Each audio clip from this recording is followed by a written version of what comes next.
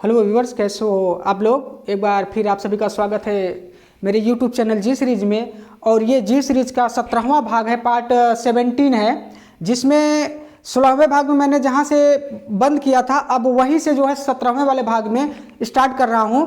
तो present indefinite हमारा चल रहा था, जिसमें अफर्मेटिव सेंटेंस चल रहा था। तो आइए देखते हैं यहाँ पे अफर्मेटिव सेंटेंस के कुछ और एग्जाम्पल देखते हैं। यहाँ पे देखिए, हमारा यहाँ पे है प्रेजेंट इंडेफिनिट टेंस का, ये अफर्मेटिव का जो है ये पूरा एग्जाम्पल है। तो वह बाजार जाती है, वह बाजार जाती है। तो मैंने बोला था कि सबसे पहले आपको ये पहचानना, अनुवाद करने से पहले आपको टेंस पहचानना होगा। ठीक है, यहाँ पे देखिए जाती है, तो जाती है मैंने प्रेजेंट इंडेफिनिट की पहचान में लिखवाया था कि मुख्य क्रिया में ता है, ती है, ते है आता है। ठीक है, तो वह बाजार जाती है, कौन बाजार जाती है? वह। तो वह हमारा सब्जेक्ट हो गया। अब क्या करती है? वह जाती है। तो जाना हमारा क्रिया गोज हो गया। देखिए सब्जेक्ट हमारा सिंगुलर है तो वर्ब भी हमारा सिंगुलर हो गया, इसमें ईएस बना करके हमने इसको एक वचन कर दिया। उसके बाद हमारा ऑब्जेक्ट इसमें नहीं है, इसमें ऑब्जेक्ट नहीं है। अब क्यों नहीं है? क्योंकि मार्केट के पहले टू लगा हुआ है। ये क्रिया का ऑब्जेक्ट, अगर क्रिया का ऑब्जेक्ट है लेकिन यहाँ पे क्रिया का ऑब्जेक्ट नहीं है। ठीक है, यहाँ पे जो मार्केट है वो टू का ऑब्जेक्ट है। ठीक है, उसके बाद फिर हमारा अगला सेंटेंस देखिए, वह सब्जी खरीदने बाजार जाती है, वह सब्जी खरीदने बाजार जाती है। वह फिर जाती है हमारा है प्रेजेंट इंडेफिनिट है, करता हमारा वह है, तो सी गोज हो जाएगा। एक वचन है तो एक वचन मैंने ईएस लगा के बना दिया गो में। ठीक है, अब वह कहाँ जाती है? बाजार जाती है, जो कि हमारा एक ऑब्जेक्ट है प्रीपोजिशन का। और किस लिए बाजार जाती है? सब्जी खरीदने। अब देखिए ये दो क्रिया आया है, एक जाती है एक खरीदना, ध्यान देना। तो जो जाना है ये हमारा फाइनाइट है, यानी हमारा टेंस के अनुसार आया है। और यहाँ पे जो खरीदना है ये नॉन फाइनाइट है, इन्फिनिटिव है। ठीक है, तो आप लोग ध्यान दीजिए, एक वाक्य में अगर एक से अधिक हमारा मेन वर्ब आता है तो जो अगली वाली क्रिया होगी उसके पहले आप लोगों को टू लगा देना है, जिसका अर्थ हो जाएगा ने या के लिए। ठीक है, तो she goes to market to buy vegetable. वह जो है जाती है टू मार्केट बाजार, टू बाई खरीदने के लिए, वेजिटेबल मीन्स सब्जी, तो वह सब्जी खरीदने के लिए बाजार जाती है। अगला देखिए हमारा, वे साइकिल से बाजार जाते हैं। कौन जाते हैं? वे सब्जेक्ट हो गया। कितने वचन है? एक बहुवचन है हमारा, प्लूरल है। अगर सब्जेक्ट प्लूरल तो जाते जो क्रिया आ रहा है वो भी प्लूरल हो जाएगा, बहुवचन बहुवचन। अब कहाँ जाते हैं? बाजार जाते हैं, टू मार्केट हो जाएगा। कैसे जाते हैं? साइकिल से, तो क्या हो जाएगा? By cycle. ठीक है, अफर्मेटिव में सबसे पहले हमारा क्या होता है? सब्जेक्ट होता है।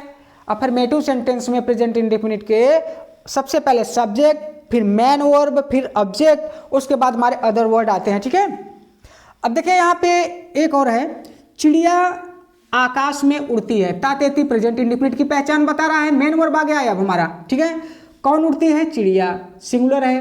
अब उड़ना की अंग्रेजी क्या होती है? फ्लाई होता है। तो फ्लाई मीन्स होता FLY सॉरी।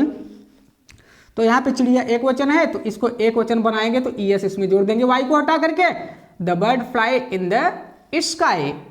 ये हमारा अफर्मेटिव सेंटेंस हो गया प्रेजेंट इंडेफिनिट का। अब देखिए इसके बाद हमारा नंबर आता है निगेटिव का। तो निगेटिव क्या होता है? निगेटिव का मतलब होता है नकारात्मक। ठीक है, निगेटिव मीन्स क्या होता है? नकारात्मक वाक्य।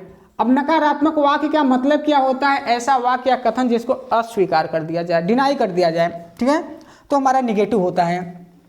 इसका स्ट्रक्चर देखिए, अफर्मेटिव में तो डू डज का प्रयोग आया नहीं, डू या डज का प्रयोग नहीं आता है प्रेजेंट इंडेफिनिट के अफर्मेटिव सेंटेंस में, ध्यान देना। निगेटिव और इंट्रोगेटिव में अनिवार्य है। तो स्ट्रक्चर देखिए हमारा निगेटिव में कैसे बन रहा है। सबसे पहले सब्जेक्ट लिखेंगे, फिर सहायक क्रिया डू डज लिखेंगे, उसके बाद फिर नॉट लगेगा, तब हमारा मेन वर्ब आएगा, उसके बाद फिर ऑब्जेक्ट, फिर अन्य आएंगे। ठीक है, तो यहाँ पे देखिए वह बाजार नहीं जाती है। सबसे पहले आपको टेंस पहचानना है। क्या? टेंस। तातेती प्रेजेंट इंडेफिनिट। अब पूरा वाक्य पढ़ने के बाद नहीं आया, जो कि निगेटिव सेंस दे रहा है हमारा, ये नकारात्मक शब्द है, निगेटिव सेंटेंस बनाता है हमारा। अब देखिए सी, वह बाजार नहीं जाती है। कौन नहीं जाती है? वह। अब देखिए यहाँ पे डू या डज मैंने बताया था कि एक वचनकर्ता के साथ डज का प्रयोग होता है, एक वचनकर्ता के साथ डज का प्रयोग होता है। ठीक है, और डू का प्रयोग होता है बहुवचन सब्जेक्ट के साथ, यानी बहुवचन कर्ता के साथ डू का प्रयोग होता है। यहाँ पे कर्ता हमारा एक वचन है तो डज का प्रयोग कर दिए। उसके बाद तब हम यहाँ पे नॉट लगाएंगे, ठीक है। She does not. अब देखिए यहाँ पे जो हमारा गो है इसमें यस या यस क्यों नहीं जोड़ा रहा है, क्योंकि कर्ता के अनुसार एक क्रिया आनी चाहिए। हेल्पिंग वर्ब आ रहा है हमारा, ठीक है। क्या आ रहा है? Helping verb. अब इसको जरूरत नहीं है कि ये भी इसमें ईएस लग जाए, क्योंकि यहाँ पहले से ईएस लगा हुआ है। एक वचन करता है, एक वचन क्रिया, जो कि हेल्पिंग वर्ब है। हेल्पिंग वर्ब होता क्या है, आप लोग ध्यान दीजिएगा। हेल्पिंग वर्ब का काम होता है टेंस की पहचान बताना, ठीक है। किस टेंस का है, किस नियम से लगेगा, तो उसी की पहचान बताता है हमारा हेल्पिंग वर्ब, ठीक है। इसका नाम है हेल्प, मदद करने वाली क्रिया। तो she does not go to market, ठीक है। वह बाजार नहीं जाती है, प्रेजेंट इंडेफिनिट का नेगेटिव सेंटेंस है। मैं पढ़ने स्कूल नहीं जाता हूं, पहचान बताइए कौन सा टेंस है? Present indefinite. ता तेती कैसा वाक्य है? अफर्मेटिव निगेटिव, निगेटिव है भाई। यहाँ पे नहीं शब्द आया है, तो सबसे पहले हम कर्ता लिखेंगे, फिर क्रिया को लिखेंगे, फिर कर्म को लिखेंगे, उसके बाद अन्य को लिखेंगे, ठीक है। Okay, so let us see the next example. तो यहाँ पे है कि मैं पढ़ने स्कूल नहीं जाता हूँ, आई। अब देखिए यहाँ पे डू आ गया, क्योंकि वाक्य हमारा निगेटिव है। I do not. अब देखिए डू हमारा बहुवचन के साथ प्रयोग किया जाता है। डू किसके साथ? सेकेंड यानी बहुवचन सब्जेक्ट के साथ प्रयोग किया जाता है। आई हमारा बहुवचन है। आई डू नॉट गो क्रिया हो गई, ठीक है। टू स्कूल, टू स्टडी, पढ़ने के लिए। अब देखिए रीड मीन्स भी होता है पढ़ना, और स्टडी मीन्स भी होता है पढ़ना, लेकिन दोनों में थोड़ा सा अंतर है। रीड का मतलब केवल पढ़ना होता है, ठीक है। और जब बच्चे स्कूल में जाते हैं तो केवल पढ़ते ही नहीं, लिखते भी हैं, ठीक है। तो स्टडी मीन्स होता है पढ़ाई लिखाई करना, और रीड मीन्स होता है सिर्फ पढ़ाई करना, ठीक है। अब देखिए आगे हमारा जो तीसरा है, थोड़ा ध्यान देना इसमें, आराम से थोड़ा सा ध्यान देना। वे मंदिर कभी नहीं जाते हैं। इसका ट्रांसलेशन देखो, they never go to temple. अब ध्यान दीजिएगा आप लोग, निगेटिव सेंटेंस में डू या डज का प्रयोग होता है, लेकिन ये भी हमारा निगेटिव है, तो इसमें डू डज का प्रयोग क्यों नहीं हुआ, ठीक है। आप लोग ध्यान दीजिएगा, कभी नहीं अगर एक साथ अगर आता है कभी नहीं, जो कि हमारा एक एडवर्ब है, निगेटिव एडवर्ब है, ये अगर आ जाएगा तो आपको हेल्पिंग वर्ब लगाने की जरूरत नहीं पड़ेगी। यही एक हमारा जो है, कभी कभी बच्चे बहुत से कंफ्यूज हो जाते हैं कि क्या करें यहाँ पे, तो डू डज लगा देंगे, उसके बाद फिर नॉट लगा देंगे, सेंटेंस गलत हो जाएगा। तो यहाँ पे अगर कभी भी आ जाए कभी नहीं, तो नेवर मीन्स क्या होता है? कभी नहीं, ठीक है। तो वे मंदिर कभी नहीं जाते हैं, they never go to temple. अगर यहाँ पे मान लीजिए अगर हमारा सब्जेक्ट अगर ही होता, ठीक है, अगर हमारा सब्जेक्ट ही होता दे के बजाय, अगर यहाँ पे वह होता, तो वह मंदिर कभी नहीं जाता है, ठीक है, तब जाते तब जाता है हो जाएगा। तो ही नेवर, तब यहाँ पे गोज लग जाएगा, ध्यान देना आप लोग, क्योंकि जब हमारा डू डज नहीं है, अगर डू डज होता तो वो सब्जेक्ट अनुसार हो जाता। अब इसमें हमारा हेल्पिंग वर्ब जो है आ नहीं रहा है, तो हमको तो क्रिया को तो बदलना ही पड़ेगा। एक क्रिया जो है कर्ता के अनुसार आना चाहिए, ठीक है। तो ये रहा, जो बच्चे अभी छोटे हैं अपना देख रहे हैं, इसको थोड़ा सा स्क्रीनशॉट ले लीजिए। उसके बाद फिर मैं आप लोगों को बताता हूँ इंट्रोगेटिव सेंटेंस, ठीक है। इसमें अभ्यास करते रहिएगा, मेन पॉइंट आप लोग ला करिएगा बस, ठीक है। तो ये इंट्रोगेटिव सेंटेंस है। अफर्मेटिव हुआ, निगेटिव हुआ, उसके बाद इंट्रोगेटिव। इंट्रोगेटिव दो टाइप से मिलता है, ठीक है। एक WH टाइप, एक यस नो टाइप, जैसा कि मैंने लिंकिंग वर्ब वाले अनुवाद में बता दिया था, एक बार देख लेना उस वीडियो को, समझ में आ जाएगा, ठीक है। तो आइए सीधा यहाँ पे देखते हैं WH टाइप का कैसा होता है। इंट्रोगेटिव सेंटेंस, प्रश्नवाचक वाक्य। अब WH टाइप में क्या होता है कि प्रश्न जो है पूछा जाता है, ठीक है, प्रश्न पूछा जाता है। अब देखिए प्रश्न सूचक शब्द वाक्य के बीच में आने पर तब हमारा स्ट्रक्चर क्या बनेगा कि प्रश्न सूचक शब्द की अंग्रेजी फिर लिखेंगे सबसे पहले, फिर डू डैश, फिर सब्जेक्ट, फिर वर्ब, फिर ऑब्जेक्ट। देखिए कैसे, वह स्कूल कब जाता है, वह स्कूल। अब देखिए यहाँ पे कब शब्द जो आया हमारा प्रश्न सूचक शब्द है, पूरा एक प्रश्नवाचक वाक्य हमारा बन रहा है। तो आप लोग हमेशा याद रखिएगा, अगर प्रश्न सूचक शब्द वाक्य के बीच में आएगा हिंदी वाक्यों में, तो अंग्रेजी में सबसे पहले हो जाता है। अब देखिए हमारा प्रेजेंट इंडेफिनिट का वाक्य है ये, क्योंकि तातीती बता रहा है, और प्रश्नवाचक वाक्य है, तो सबसे पहले अनुवाद में क्या करेंगे, प्रश्न सूचक शब्द की अंग्रेजी लिखेंगे, ठीक है। देखिए कब की अंग्रेजी हो गई, वेन। अब वेन के बाद जो है टेंस, जो हमारा किस टेंस का आया है ये वाक्य, उसकी सहायक क्रिया लगेगी। डू या डज में से एक को लगाएंगे। देखिए सब्जेक्ट हमारा एक वचन है, तो हम लगाएंगे डज, वेन डज। अब ही सब्जेक्ट हो गया, वर्ब क्या हो गया, गो हो गया। देखिए प्रश्न सूचक शब्द है, सहायक क्रिया है, और ये सब्जेक्ट है, मेन वर्ब है। अब टू ऑब्जेक्ट में हमारा क्या आ गया है, स्कूल। फिर क्वेश्चन टैग लगा देंगे, तो वह स्कूल कब जाता है, when does he go to school. अगला सेंटेंस देखिए, तुम बाजार कैसे जाते, कैसे बीच में आया, तो चुपचाप पहले आगे लिख लेंगे। प्रेजेंट इंडेफिनिट का वाक्य है तो हम डू या डज में से एक को लगा लेंगे, कर्ता देख करके। कर्ता यू है तो हम यहाँ पे डू लगा दिए। How do you go to school, ये हो गया हमारा इंट्रोगेटिव सेंटेंस। तो आपको जो याद करने वाली बात है, आप लोग केवल इतना ध्यान दीजिएगा कि प्रश्नसूचक शब्द वाक्य के बीच में आएगा तो अंग्रेजी में उसकी अंग्रेजी हम सबसे पहले लिखेंगे अनुवाद करते समय, ठीक है। रोहित किताब क्यों पढ़ता है, क्यों बीच में आया है, वाई मैंने पहले लगा दिया। तातेती वाला प्रेजेंट इंडेफिनिट का वाक्य है तो सहायक क्रिया मैंने लगा दिया यहाँ पर। रोहित हमारा है एक वचन तो रोहित के अनुसार हमने डज लगा दिया। फिर रोहित सब्जेक्ट, देखिए स्ट्रक्चर जो है एक बार देख लीजिएगा। सब्जेक्ट बाद वर्ब आया, वर्ब हमारा क्या है, पढ़ना है। उसके बाद ऑब्जेक्ट हमारा क्या आया, बुक आ गया। तो why does Rohit read the book. Last देखिए, राधा पूजा करने मंदिर क्यों जाती है, बीच में आया है तो पहले मैंने लिख दिया। तातेती है प्रेजेंट इंडेफिनिट का तो डू डज लगा दिया, क्योंकि सब्जेक्ट राधा हमारा एक वचन है तो एक वचन के लिए डज का प्रयोग कर दिया मैंने। राधा सब्जेक्ट है, फिर जाती है, फिर गो है, उसके बाद जो बचा हमारा ऑब्जेक्ट हुआ। लेकिन एक चीज़ और ध्यान दीजिएगा, इसमें एक और क्रिया आया है पूजा करने। एक क्रिया जाती है, एक पूजा करने। तो पहली वाली क्रिया टेंस के अनुसार हमारा लग रहा है यहाँ पे गो, ठीक है। लेकिन जब दोबारा एक क्रिया जो दूसरी आ रही है पूजा करने, उसके पहले मैंने टू लगा दिया क्योंकि इन्फिनिटिव बन रहा है ये, ठीक है। टू वर्सेप, उसके बाद हमारा यहाँ पे जो है क्वेश्चन टैग लग जाएगा। अब ध्यान देना, थोड़ा सा इसमें और बचा हुआ है, उसको मैं भी बता रहा हूँ।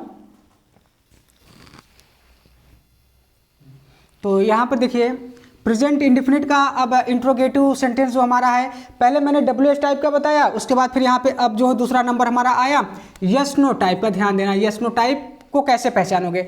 यस नो टाइप में क्या होता है कि क्या वाक्य में पहले आने पर, किसी भी सेंटेंस में क्या पहले आता है, ठीक है। तो देखिए यहाँ पे इसका जो हमारा स्ट्रक्चर बन रहा है वो क्या है कि टेंस की सहायक क्रिया कर्ता अनुसार सबसे पहले नंबर पे रहेगा, एक नंबर पर, ठीक है। दूसरे नंबर पे सब्जेक्ट रहेगा, तीसरे नंबर पे वर्ब रहेगा और चौथे नंबर पे हमारा ऑब्जेक्ट रहेगा। फिर पांचवें नंबर पे अन्य जितने भी आएंगे उसको पीछे ऐड करते चले जाएंगे। तो देखिए, क्या तुम टीवी देखते हो, देखिए क्या पहले आया है। अब क्या पहले आया तो हम क्या की अंग्रेजी नहीं लिखेंगे, जिस टेंस का वाक्य होगा उसी टेंस की सहायक क्रिया हम कर्ता के अनुसार लगाएंगे। तो किस टेंस का वाक्य है, प्रेजेंट इंडेफिनिट का। सहायक क्रिया क्या होती है, डू या डज होती है। एक वचन के साथ डज लगता है, बहुवचन के साथ डू लगता है। सब्जेक्ट क्या है, तुम है, तो तुम के अनुसार क्या की अंग्रेजी पहले क्या हो जाएगी, डू हो जाएगा। टेंस की सहायक क्रिया कर्ता अनुसार लग गया ना पहले नंबर पे। दूसरे नंबर पे सब्जेक्ट यू हो गया, तीसरे नंबर पे देखना वॉच हो गया, ठीक है। उसके बाद फिर हमारा टीवी है, ऑब्जेक्ट है, टीवी हो गया। डू यू वॉच टीवी, क्या तुम टीवी देखते हो। उसके बाद फिर हमारा जो है ये दूसरा नंबर है, क्या मैं जंगल जाता हूँ, क्या मैं जंगल जाता हूँ। अब देखिए क्या पहले है, प्रेजेंट इंडेफिनिट है, सहायक क्रिया डू या डज में से एक लगेगा। क्या के लिए, ध्यान देना, यहाँ पे डू या डज का मतलब होगा क्या। अब प्लस टेंस की पहचान कराना, तो डू हो जाएगा डू, आई करता हमारा बहुवचन है, ये है हमारा क्या मैं, डू आई जाता हूँ, गो कहाँ जाता हूँ, जंगल हमारा कर्म हुआ, टू फॉरेस्ट हो गया, do I go to forest. तीसरा देखिए, क्या वे साइकिल चलाते हैं, कौन सा टेंस है, प्रेजेंट इंडेफिनिट। क्या पहले है तो डू डज में से एक पहले लगेगा। कर्ता को देखते हुए, कर्ता क्या है, दे है, तो दे के लिए हम डू का प्रयोग करेंगे क्योंकि दे हमारा बहुवचन है, तो डू दे। अब चलाने की अंग्रेजी हो गया हमारा राइड, ठीक है। साइकिल है तो साइकिल, ड्राइव नहीं होगा, ड्राइव मशीन होता है, मशीनरी वाले में होता है, सिर्फ बाइक हो गया तब आपका ड्राइव हो जाएगा, ठीक है। नहीं उसमें भी राइड ही चलेगा, टू व्हीलर है, ठीक है। तो डू दे राइड साइकिल। अगला देखिए, क्या अमित क्रिकेट खेलता है, फिर टेंस को पहचानिए, प्रेजेंट इंडेफिनिट। क्या पहले है, यस नो टाइप का है। यस नो वाले में क्या पहले होता है तो पहले हम सहायक क्रिया लगाते हैं। प्रेजेंट इंडेफिनिट का वाक्य है तो प्रेजेंट इंडेफिनिट की सहायक क्रिया पहले लगाएंगे, डज लगाए।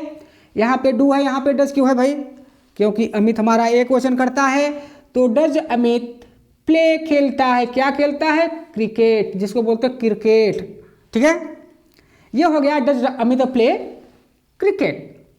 यहाँ पे द नहीं लगेगा क्रिकेट के लिए, द क्रिकेट नहीं होगा क्योंकि वो खेलता है वो, ठीक है। तो क्या चूहा घर में अनाज खाता है, कौन सा टेंस है, प्रेजेंट इंडेफिनिट।